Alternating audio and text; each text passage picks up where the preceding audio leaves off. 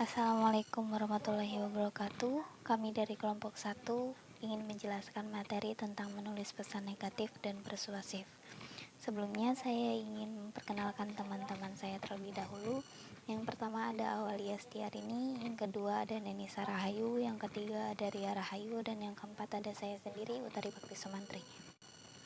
Untuk mempersingkat waktu, kita langsung saja ke materi yang pertama, yaitu pesan negatif.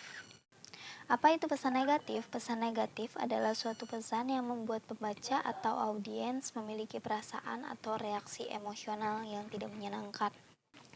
Baik, untuk pesan negatif itu sendiri memiliki dua pendekatan. Yang pertama ada pola langsung dan yang kedua ada pola tidak langsung. Untuk pola langsung adalah suatu pesan yang dibuat secara langsung menyampaikan pesan-pesan atau berita-berita buruk yang dialami. Selanjutnya akan diberikan alasan-alasannya. Nah, sebaliknya dengan pola tidak langsung, yaitu pola tidak langsung adalah pesan-pesan untuk menyampaikan berita buruk namun sebelumnya memberikan alasan-alasan terlebih dahulu. Nah, keduanya masih tetap sama, masih tetap memberikan atau mengharapkan hubungan yang baik di antara kedua belah pihak atau kedua sisi yang berkaitan, baik itu audiens atau pembuat pesan itu sendiri. Dari pesan negatif yang ada itu bisa disimpulkan ada beberapa macam, seperti berita negatif bisnis, berita negatif pesanan, berita negatif penolakan, dan berita negatif tentang orang. Nah, apa sih dari berita negatif itu? Baik, untuk pesan negatif tentang orang itu bisa seperti penolakan kerja atau penolakan promosi dalam bekerja, atau penolakan rekomendasi mutasi seseorang di suatu pekerjaan. Pesan negatif dari penolakan itu seperti penolakan kerjasama, penolakan klaim, penolakan undangan juga, dan lain sebagainya. Untuk pesan negatif berupa pesanan itu seperti ada beberapa pesanan atau ada beberapa produk yang tidak terpenuhi sebagiannya atau seluruhnya. Nah, jadi untuk slide yang ketiga, ini adalah langkah dalam menulis pesan negatif. Itu ada 3 yang bisa dilakukan. Pertama itu adalah merencanakan pesan Anda. Hal yang perlu dilakukan itu dengan menganalisis situasi, kemudian mendapatkan apa yang para audiens inginkan. Misalnya kita dengan melakukan riset agar kita mendapatkan informasi. Kemudian yang ketiga itu adalah memilih media. Bisa dilakukan, misalkan media langsung bisa melakukan telepon, kemudian surat, telegram, dan lain sebagainya. Kemudian hal yang perlu diperhatikan selanjutnya itu adalah mengorganisasi informasi secara efektif. Yang kedua itu adalah menulis pesan. Jadi setelah kita merencanakan dan menulis, kita baru melengkapi pesan. Tujuannya itu adalah untuk mengoreksi atau merevisi sebelum pesan itu didistribusikan kepada si audiens. Nah, kemudian contoh dari pesan negatif itu ada apa aja? Yang pertama adalah surat penolakan, misalkan pengajuan kredit ke bank. Yang kedua itu adalah pengumuman atas perubahan sistem atau kebijakan yang tidak menguntungkan sang pembaca. Nah, kemudian yang ketiga itu adalah pernyataan atas ketidakdisiplinan, kesalahan atau pelanggaran yang dilakukan seseorang. Nah, ini misalkan kita dalam perusahaan kita mendapatkan SP. Nah, itu bagian dari pesan negatif.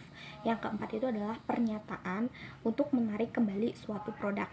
Nah, kemudian slide selanjutnya itu adalah hal yang perlu diperhatikan oleh perusahaan berkaitan dengan pesan yang tidak menyenangkan. Yang pertama itu adalah menciptakan audience atau center tone.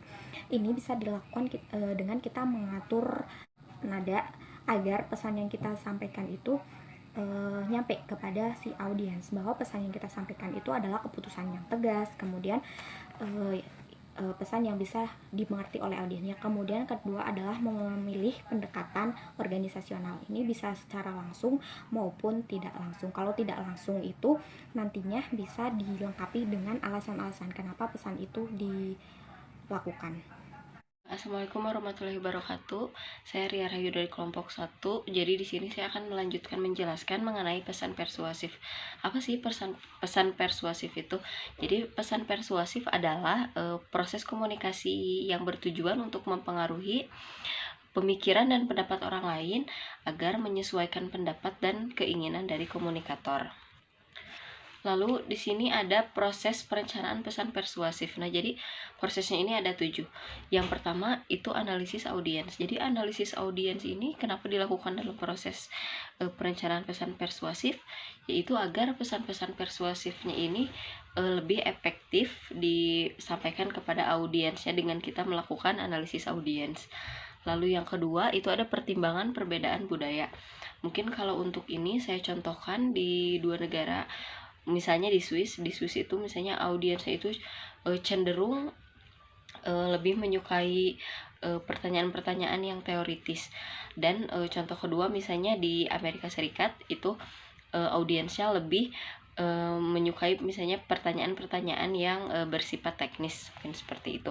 Nah, yang ketiga ada memilih pendekatan organisasional, mengembangkan pesan-pesan persuasif, menetapkan kredibilitas, kerangka argumentasi, dan memilih daya pemikat. Nah, lalu untuk penyusunan pesan persuasif ini sama urutannya seperti pesan negatif. Itu ada merencanakan pesan, ada menulis pesan, dan ada melengkapi pesan. Kalau untuk merencanakan pesan itu mungkin menganalisa situasi dan lain-lain, lalu menulis pesan itu dengan mengadaptasi pendekatan, dan yang ketiga itu kalau melengkapi pesan itu merevisi pesan atau mengkoreksi dan menghasilkan pesan itu sendiri. Terima kasih. Oke, seperti yang kalian ketahui, pesan persuasif itu seperti apa yang tadi sudah dijelaskan oleh teman saya, dan sekarang saya akan menjelaskan tentang mengembangkan pesan persuasif. Ada empat poin, ada 4 poin dalam mengembangkan pesan persuasif. Yang pertama itu ada membangun kredibilitas. Kredibilitas itu yang seperti contohnya tepat waktu, konsisten, dan lain sebagainya. Mungkin sebagian orang mikirnya tepat waktu gue juga bisa, tapi sebenarnya tuh tepat waktu itu tuh susah untuk dijalankan gitu ya. Konsisten itu pun sama. Saya pikir saya sendiri juga tidak bisa untuk menepati konsistensi itu, seperti itu. Yang kedua ada membatasi argumentasi dengan cara mengidentifikasi. Kemudian yang ketiga, persamaan dengan penerima berhubungan dengan penerima menggunakan pertimbangan, seperti itu. Kemudian ada poin yang keempat, pada logika dan emosi memperkuat posisi Anda dengan bahasa yang jelas dan bukti tak terbantahkan. Oke, slide selanjutnya. Di sini ada 4 faktor yang mempengaruhi komunikasi persuasif. Ada 4 poin. Yang pertama, sumber pesan, komunikator yang mempunyai kredibilitas yang tinggi. Contohnya seseorang yang mempunyai pengetahuan tentang apa yang disampaikan. Kemudian ada pesan itu sendiri, apakah masuk akal atau tidak. Kemudian yang ketiga, pengaruh lingkungan. Kemudian yang keempat, yang terakhir, pengertian dan kesinambungan suatu pesan. Apakah pesan tersebut diulang-ulang? Seperti itu. Barangkali itu saja yang bisa kami jelaskan. Kekurangan dan kelebihannya mohon dimaafkan karena kami masih belajar. Jika ada pertanyaan, jangan sungkan untuk disampaikan. Terima kasih. Wassalamualaikum warahmatullahi wabarakatuh.